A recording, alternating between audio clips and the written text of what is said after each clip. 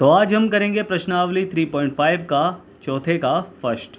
इससे पहले हमने पहला, दूसरा और तीसरा प्रश्न आसानी से सोल्व कर लिया है और उसे समझ भी लिया है। जिन्होंने हमारी उन वीडियो को अभी तक नहीं देखा है वो हमारी प्लेलिस्ट से उन वीडियो को जाकर देख सकते हैं, या फिर मैंने उन वीडियो की लिंक अपने डिस्क्रिप्शन बॉक्स में भी दी हुई है, आप वहाँ जाकर भी उन वीडियो को देख सकते हैं। पिछले प्रश्न से रिलेटेड मैंने एक होमवर्क भी करने के लिए दिया था। जिन्होंने इस होमवर्क को करके मेरे पास भेजा है उनके नाम मेरी स्क्रीन पर फ्लैश हो रहे हैं। वेरी गुड, बहुत अच्छे, बहुत बढ़िया। आज का जो आपका प्रश्न है वो इंग्लिश ग्रामर से है। इसमें आपको सही प्रीपोजिशन को फिल करना है जो मैंने ब्रैकेट में दी हुई है। इनका आंसर आपको मुझे कमेंट बॉक्स में लिखकर भेजना है। तो चलिए शुरू करते हैं प्रश्नावली 3.5 का चौथे का फर्स्ट। इसमें उसने दिया है कि निम्न समस्याओं में रेखिक समीकरणों के युग्म बनाइए और उनके हल किसी बीजगणितीय विधि से ज्ञात कीजिए। यानी किसी भी बीजगणितीय विधि से ज्ञात करना है हमें हल, यदि उनका अस्तित्व हो। ठीक है, अस्तित्व होगा, अगर उनके हल ज्ञात हो सकते हैं तो उनका अस्तित्व होता ही है। ठीक है, और किसी भी बीजगणितीय विधि से ज्ञात करना है, यानी हमें कौन कौन सी विधि पता है? ग्राफ्य विधि, प्रतिस्थापन विधि, विलोपन विधि और वज्रगुणन विधि। तो हमें किसी भी विधि से इसे हल करना है। मैं इस फोर्थ क्वेश्चन के सभी प्रश्नों को अलग अलग विधि से सॉल्व करके दिखाऊंगा और आपको समझाऊंगा कि हम किसी भी विधि से हल करें हमारा आंसर हमेशा सही ही आएगा। तो चलिए हल करते हैं इस प्रश्न को। इसमें उसने दिया है कि एक छात्रावास के मासिक व्यय का एक भाग नियत है तथा शेष इस पर निर्भर करता है कि छात्रों ने कितने दिन भोजन लिया है। ठीक है, यानी आप एक हॉस्टल में रह रहे हैं और आपको एक फ़िक्स किराया देना है वहाँ, और उसमें से मैं खाने का हटा दूँ तो आपको बाकी फ़िक्स किराया उसमें देना है। ठीक है, यानी खाने का छोड़कर फ़िक्स किराया आपको देना है वहाँ। बाकी शेष इस पर निर्भर करता है कि छात्रों ने कितने दिन भोजन लिया है। यानी फ़िक्स तो है ही आपका किराया, और खाने का अलग से आपको अलग चार्ज देना पड़ेगा। सेम वही हमने पहले भी इस तरह के क्वेश्चन किए हुए हैं। और जब एक विद्यार्थी ए को जो 20 दिन भोजन करता है 1000 रुपये छात्रावास के व्यय के लिए देना पड़ता है। ठीक है, जबकि एक विद्यार्थी बी जो कि 26 दिन भोजन करता है छात्रावास के व्यय के लिए 1180 रुपये अदा करने पड़ते हैं। नियत व्यय तथा प्रतिदिन के भोजन का मूल्य ज्ञात कीजिए। तो हम शुरुआत यहीं से ही करेंगे कि नियत व्यय मानेंगे हम और प्रतिदिन भोजन का व्यय मानेंगे हम। ठीक है, हम एक्स और वाई क्या मानेंगे? नियत व्यय और प्रतिदिन भोजन पर व्यय। तो हम लिखेंगे माना नियत व्यय। नियत व्यय किसका व्यय? छात्रावास का। ठीक है, एक्स रुपये ये उसका फिक्स किराया है जो आपको हॉस्टल लेने पर देना पड़ेगा। हॉस्टल माने छात्रावास होता है, ठीक है, हिंदी में। ठीक है, नियत व्यय आपका उसका एक्स रुपये है, और प्रतिदिन भोजन पर व्यय यानी एक दिन का, यानी प्रतिदिन भोजन पर व्यय बराबर वाई रुपये। ठीक है, एक दिन का भोजन का खर्चा जो है वो वाई रुपये है। अब हमें करना है प्रश्नानुसार। उसने यही तो कहा था कि हमें समीकरण बनाने हैं और किसी भी विधि से उसे हल करना है जो भी आपको अच्छी लगती हो, जिसमें आप परफेक्ट हों। ठीक है, अब प्रश्नानुसार उसने क्या कहा है? उसने कहा है कि एक विद्यार्थी ए को जो 20 दिन भोजन करता है उसे 1000 रुपये हॉस्टल का व्यय देना पड़ता है, यानी हॉस्टल का रेंट देना पड़ता है। ठीक है, तो एक विद्यार्थी है ए, तो ए कितने दिन रहता है? ए रहता है 20 दिन। अब 20 दिन में उसे नियत व्यय तो उसका पक्का ही है और 20 दिन खाने का, यानी नियत व्यय। यहाँ मैं सीधा लिख रहा हूँ कि नियत व्यय प्लस भाई प्रतिदिन भोजन का वाई रुपये है, तो 20 दिन इसने भाई 20 दिन रहा है ना वहाँ, तो 20 दिन ही तो खाया होगा खाना। तो 20 दिन भोजन पर व्यय, इन दोनों को मिलाकर वो देता है 1000 रुपये। ठीक है, यही तो उसने कहा है। तो यानी नियत व्यय हमने क्या माना है? एक्स, और प्लस 20 दिन भोजन पर व्यय। जब एक दिन भोजन पर व्यय वाई रुपये है तो 20 दिन का कितना हो जाएगा? 20 वाई। इन दोनों को मिलाकर दे रहा है वो 1000 रुपये। ठीक है, यही हमारा पहला समीकरण है। ठीक है, अब ऐसे ही हम दूसरा समीकरण बना लेंगे। देखो उसने क्या कहा था, फिर से रिपीट कर रहा हूँ। वह 20 दिन हॉस्टल में रहा, और उसने क्या करा, जब हॉस्टल में रहा तो उसने 1000 रुपये अदा किए। 20 दिन हॉस्टल में रहा, हॉस्टल का जो हिसाब है वो है नियत व्यय, यानी उसका फिक्स रेंट तो है ही, जो आपको देना है हॉस्टल का, और उसमें प्रतिदिन भोजन का अलग से चार्ज है जो आपको देना है। ठीक है, तो नियत व्यय यानी जो नियत रेंट है वहाँ का, ठीक है, वो x हमने माना है, और एक दिन का यानी एक दिन का हमने y माना था, तो 20 दिन का कितना हो जाएगा, या 20 दिन रहा है ना, तो 20 दिन खाना भी खाया होगा, तो एक दिन का जब y रुपये है तो 20 दिन का 20y हो गया। इन दोनों का टोटल बनाकर उसने 1000 रुपये दिए हैं। यही हमारा पहला समीकरण बना। अब हम करेंगे प्रश्नानुसार 2। ठीक है, ये हमारा पहला था और ये हमारा क्या है, दूसरा है। अब दूसरे में उसने क्या कहा है, उसने कहा है कि बी जो है वो दूसरा विद्यार्थी है, तो बी 26 दिन रहता है और वह 1180 रुपये देता है।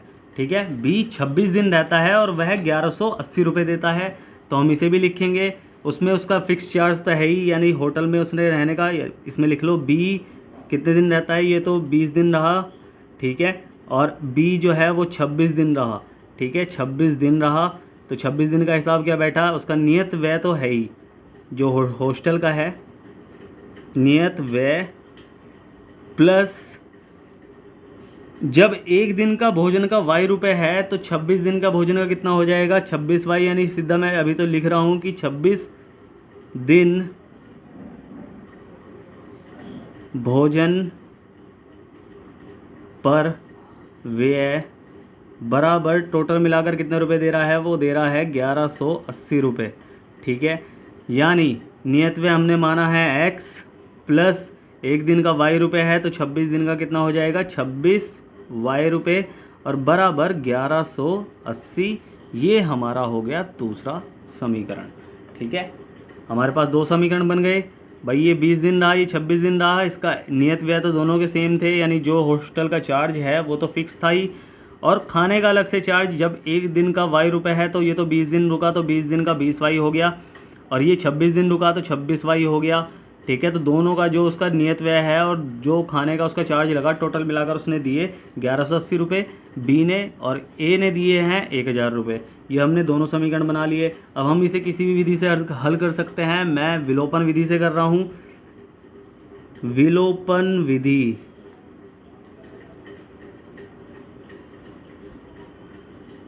ठीक है, विलोपन विधि से क्या करेंगे हम, हमें किसी भी एक चर का मान समान करना है सबसे पहले तो।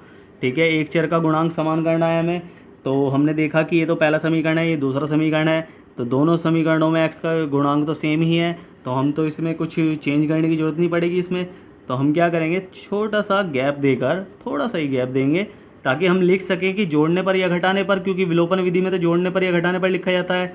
ठीक है, छोटा सा गैप देंगे और उसके बाद हम दोनों समीकरण उतार लेंगे। समीकरण नंबर 1 x प्लस 20y बराबर 1000, और समीकरण नंबर 2 x प्लस 26y बराबर 1180। ठीक है, अब हमें क्या करना है, जिस चर का मान समान है हमें उसके साइन देखने हैं। ठीक है, जिस चर का गुणांक समान है हमें उसके साइन देखने हैं। तो साइन क्या है, दोनों प्लस के हैं, तो ये तो चेंज करने पड़ेंगे जब ही कटेंगे।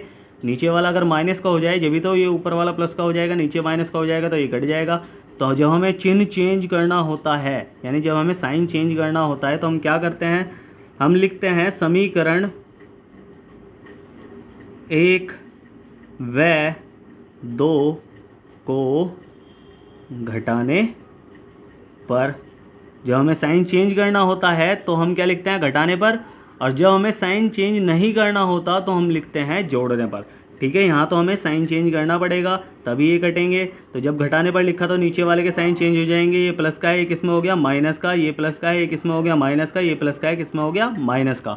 ठीक है, अब इसमें हम देखेंगे कि कौन सा कट जाएगा। देखो ये प्लस का है, ये माइनस का है, ये सेम डिजिट है तो ये घट जाएंगे, और घटने के बाद यहाँ कुछ नहीं बचेगा।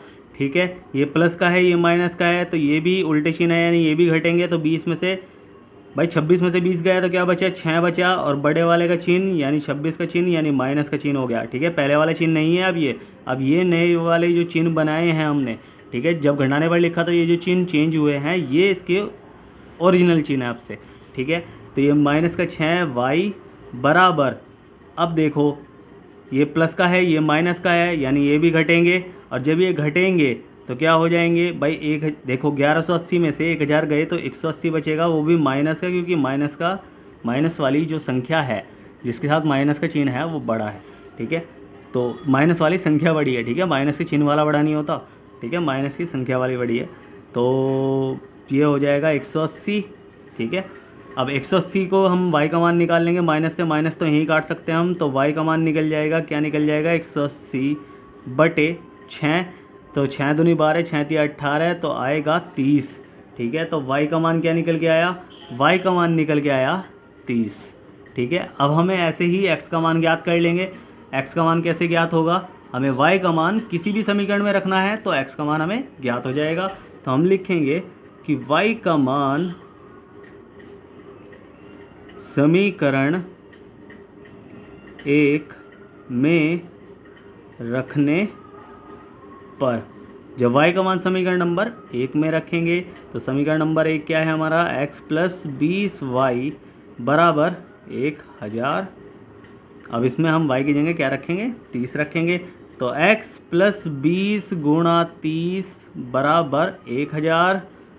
अब x प्लस 3 दूनी 6, तो 600 आ जाएगा। देखो संख्या 0 0 दोनों के आखिर में 0 तो है ही, तो 2 0 हम उतार लेंगे, तो 3 की 2 में गुणा हो जाएगी, 3 दूनी 6, तो 600 आएगा। चाहे गुणा करके आप देख सकते हैं, तो आंसर यही आएगा। 1000 यहाँ चल ही रहा है। अब हम क्या करेंगे, x बराबर 1000 माइनस 600, ये प्लस का इधर जाके माइनस में हो गया, तो x का मान क्या निकल के आया, x का मान निकल के आया 400, ठीक है।